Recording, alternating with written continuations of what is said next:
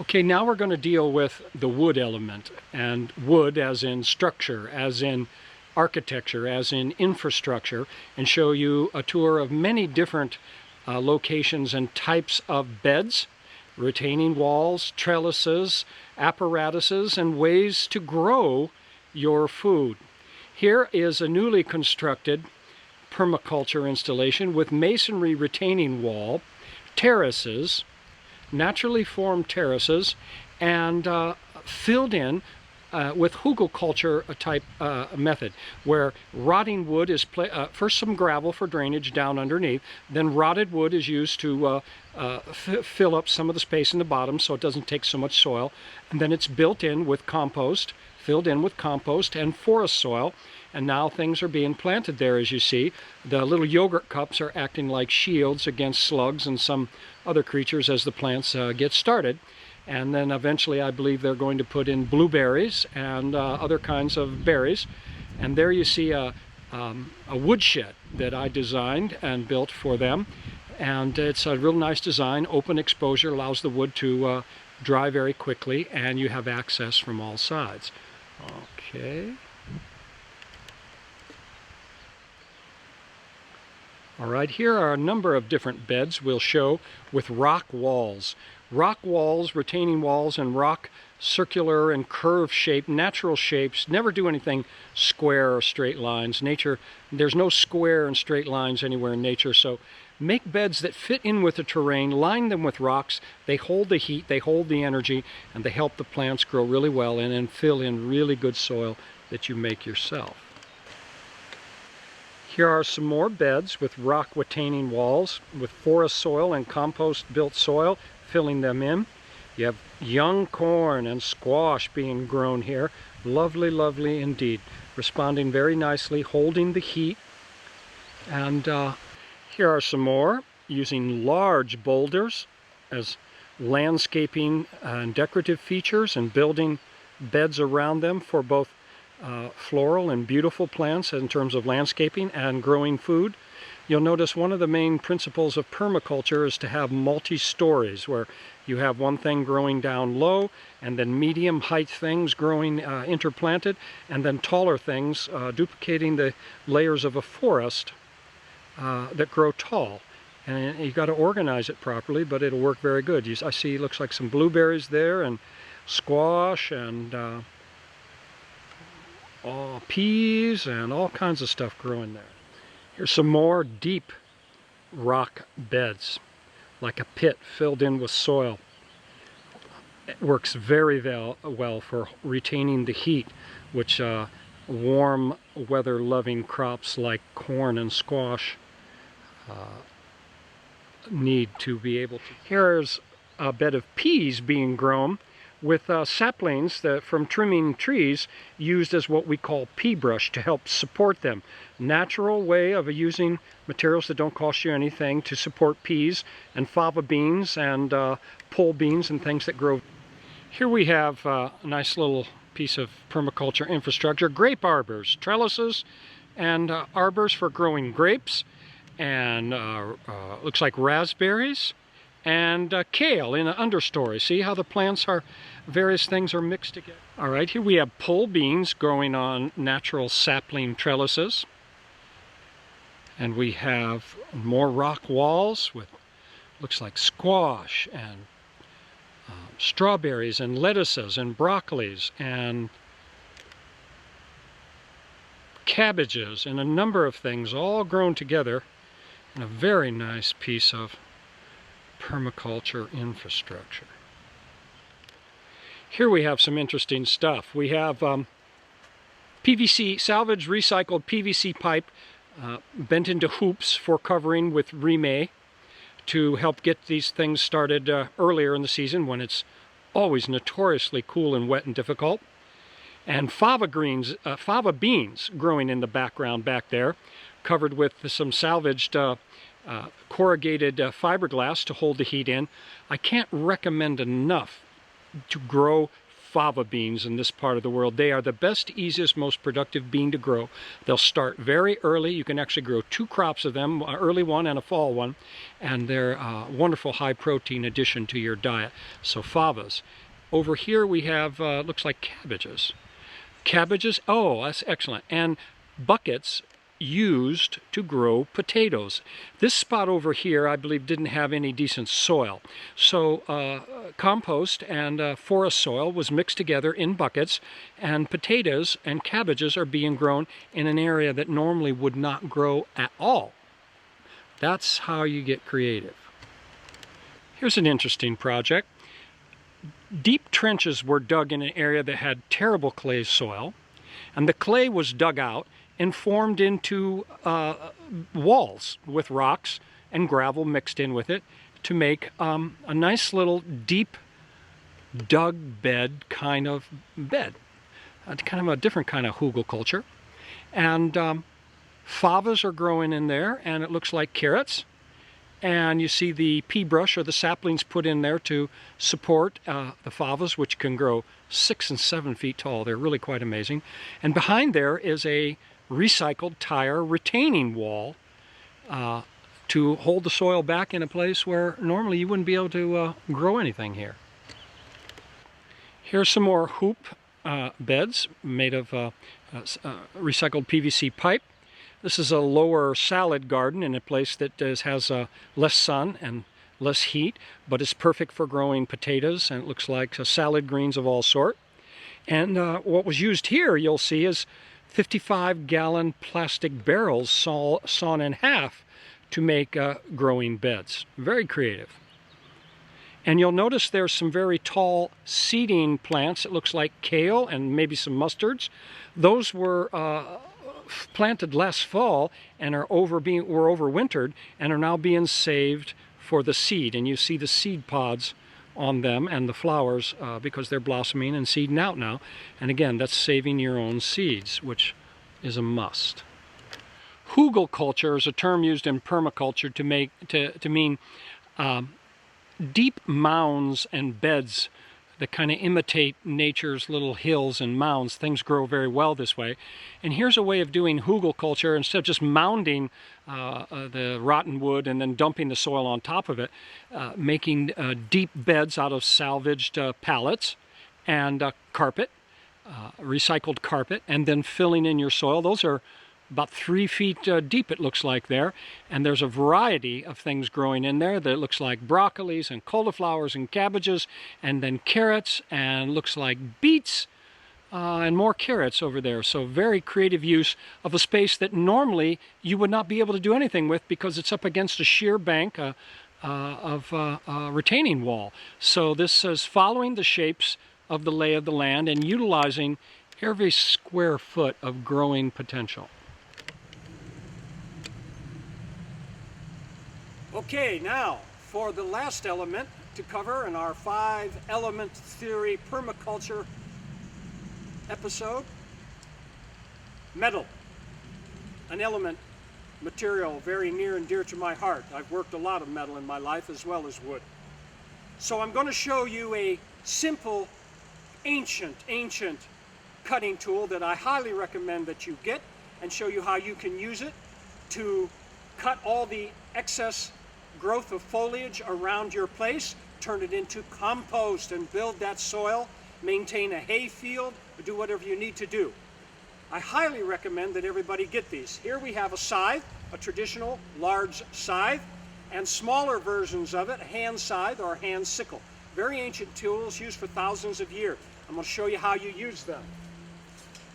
I have at times cut large acreages with this. As all cutting-edge tools, it's about getting it sharp and knowing how to apply your body mechanics to use it efficiently.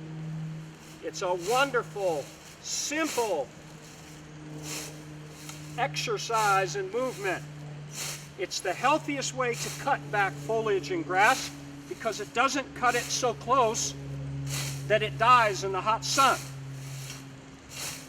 Look at that. In a very short period of time, I can do a very large area.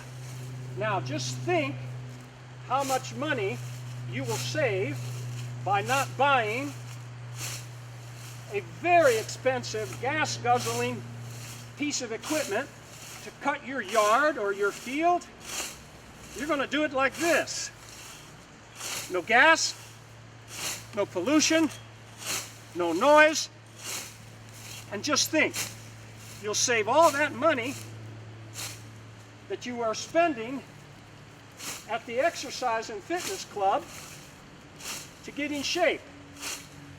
Because when you do this kind of stuff, you won't need that, and you'll be in the best shape of your life, and you'll grow wonderful, healthy food. Now look at that. In just a few seconds, I've done that whole area. I could do this entire field here in a matter of an hour or two. I've done hay fields that were 4 and 5 acres in a matter of a weekend. It's about getting it sharp. Now, when you get to the detailed areas or around objects, you simply take the smaller handheld version and you can harvest plants by hand like that. Those are nettles. I'm not going to grab those. Excellent wild food, by the way. We eat tons of them. So, we've covered the 5 elements. We've barely scratched the surface of permaculture. There's so much more to it. It truly does provide the solutions to a very troubled environment and a very troubled world. I encourage you to explore it, investigate it, study it, all its principles, and how you can apply it in your life regardless of where you live and how you live at the moment. It really is the answer to a sustainable future and a way to free us up from being forced into these tyrannical and enslaving agendas like Agenda 21, which is not about sustainability at all. It's about force, coercion, and control. So, we are going to do many more episodes of this. I wanted to cover metal and cutting-edge tools in greater depth. We'll do that in our next episode of Living Permaculture. We'll get into knives and machetes and all kinds of cutting tools. Didn't have time for it on this one. So thank you for joining us on the solstice. I hope you had a wonderful solstice yourself, celebration. Enjoy a safe and wonderful summer. I hope you grow abundant, healthy foodstuffs and enjoy the fine weather. Thank you very much, TCTV, for providing the equipment and the ability to do this documentary. You will see this episode and others as well on TCTV as soon as we can get them edited and put up. So I think that covers it for this solstice celebration. And permaculture is a win-win-win situation, and that's what's needed. So again, I'm the Treetop Flyer. We are the Altai Band, and thank you for joining us on this fine summer day.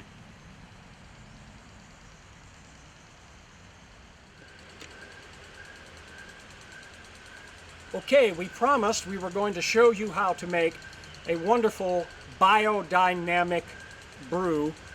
Technically, we're going to show you a combination manure tea biodynamic preparation.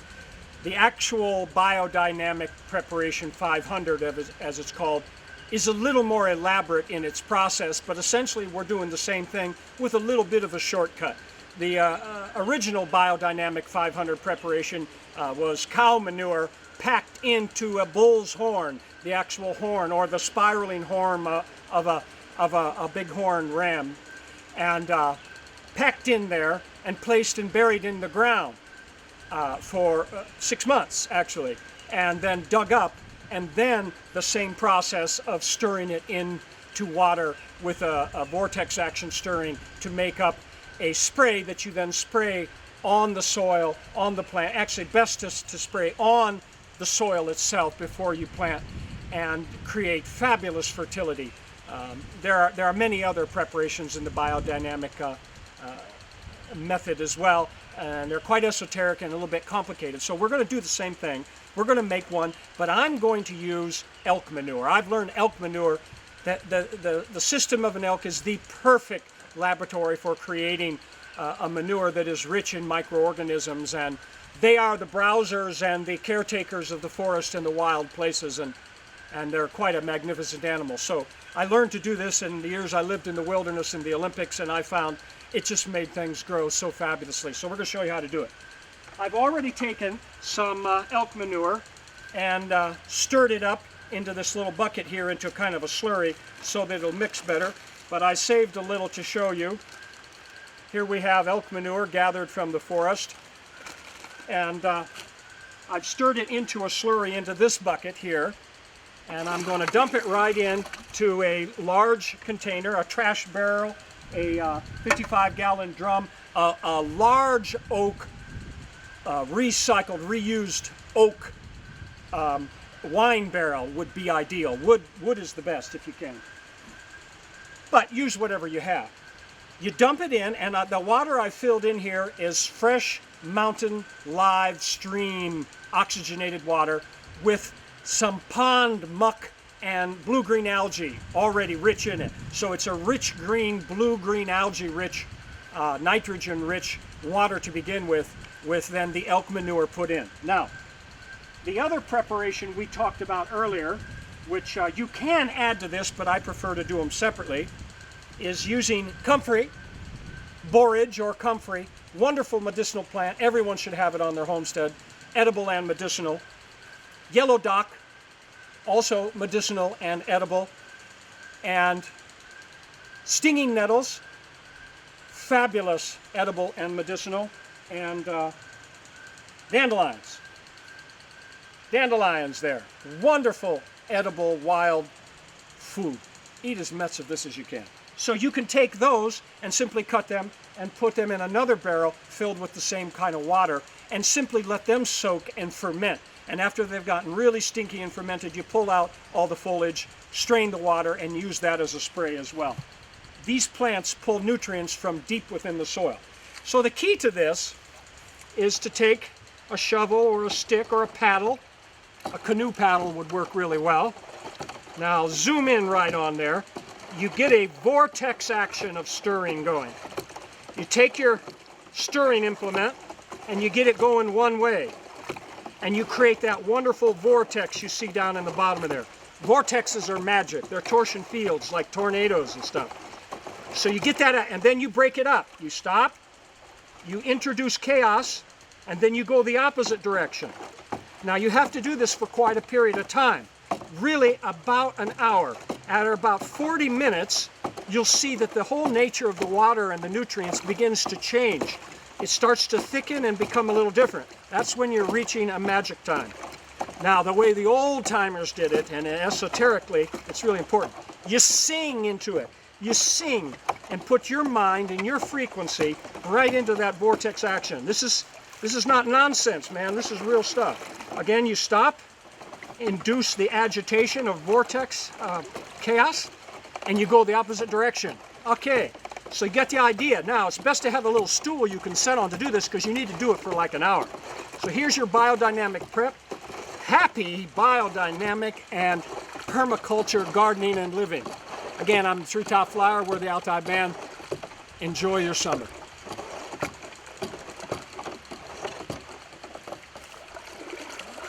It's best to actually have a beautiful Celtic maiden do the singing if you can come up with one. I'm sure you know one.